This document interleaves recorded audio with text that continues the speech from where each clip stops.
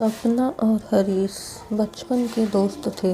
College में उन दोनों की दोस्ती रूही के साथ हुई और वो भी उनकी बेस्ट फ्रेंड बन गई।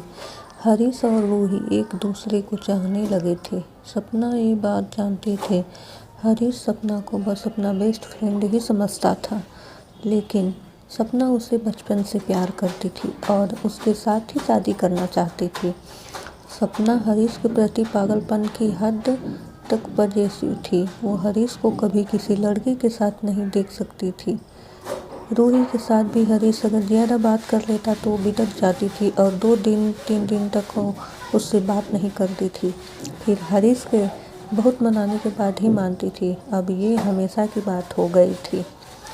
रूही में सारी खूबियाँ होने के बावजूद हरीश के घर वाले उसे अपनी बहू मानने नहीं तैयार थे, क्योंकि वो दूसरे समाज की थी। हरीश भी ये बात अच्छी तरह जानता था कि उसके परिवार वाले इस शादी के लिए कभी नहीं मानेंगे, लेकिन रूही समझदार थी, इसलिए दोनों ने समझदारी दिखाते हुए अलग होने का फैसला कर लिया था और सपना का रास्ता साफ हो गया।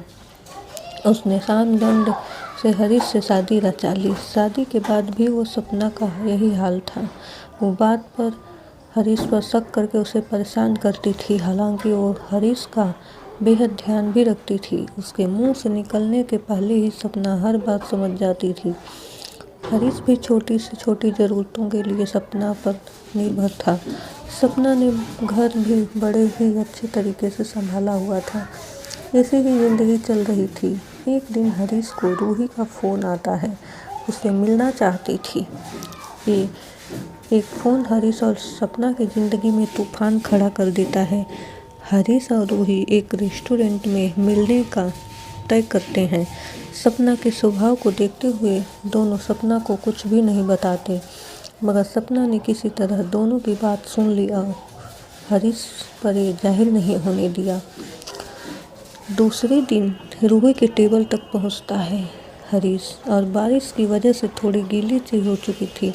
रूही को देखकर धीरे से गाता है, एक भीगी लड़की भीगी भागी सी। तब तक सपना लपक कर वहाँ पहुँच जाती है और तमाशा खड़ा कर देती है। रूही और हरीश दोनों ही के लिए ये बहुत ही अनएक्सपेक्टेड था।